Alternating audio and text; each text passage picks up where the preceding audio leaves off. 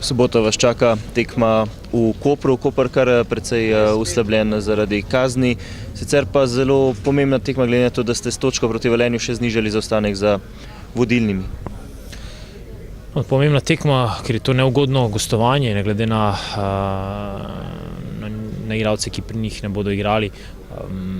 Naša želja je, da te principe, ki so nam se nekako vrnili na tekmi proti Velenju, da jih zdaj v soboto dejansko naučimo in da ne samo zadržimo našo mrežo nedotaknjeno, ampak tudi zadenemo vsaj enkrat mrežo Koprčanov in da končno, zdaj ko se zadeve bližajo nekemu koncu, da končno ujamemo ta ozek stik s temi, ki so izpred na lestvici, in to nam do zdaj ni ratalo enega nekako izmed favoritov nekako premagati.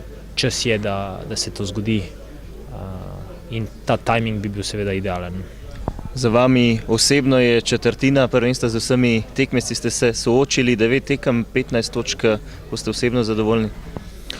Mislim, več kot točkovno bi gledal dejansko, kar smo bili sposobni spreminjati skozi ta proces, ki smo ga imeli. Ogromno je bilo pozitivnih stvari, zadovoljen sem bil tudi, kako smo reagirali po nekem slabem momentu, ki smo ga imeli v Stožicah.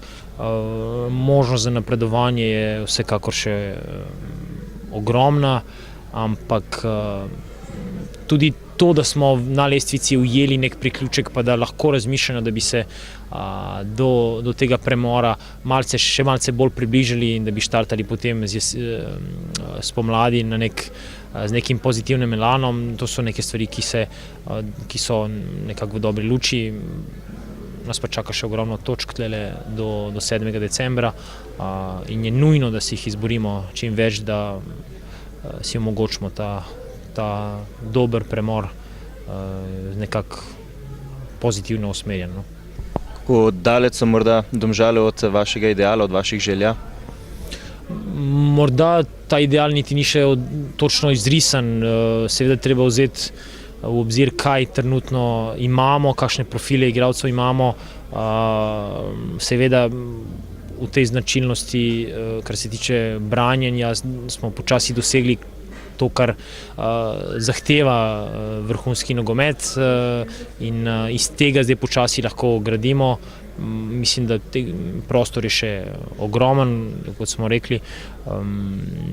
Jaz pa tudi ta koncept in svoje razmišljanje moram prilagajati iz dneva v dan, da vidim, kako stvari se premikajo na treningu, neke zadeve, neke ideje, ki jih imamo, vse bolje sprovedemo, in pa seveda cilji se bojo postopoma tudi prilagajali temu. Takrat, ko bomo osvojili nek element, bomo dejansko ga ponavljali, ko ga bomo 100% imeli pod nadzorom, bomo lahko stopničko više stopili. Tako da gremo cilj po cilju in ne preskakujemo nobenih etap.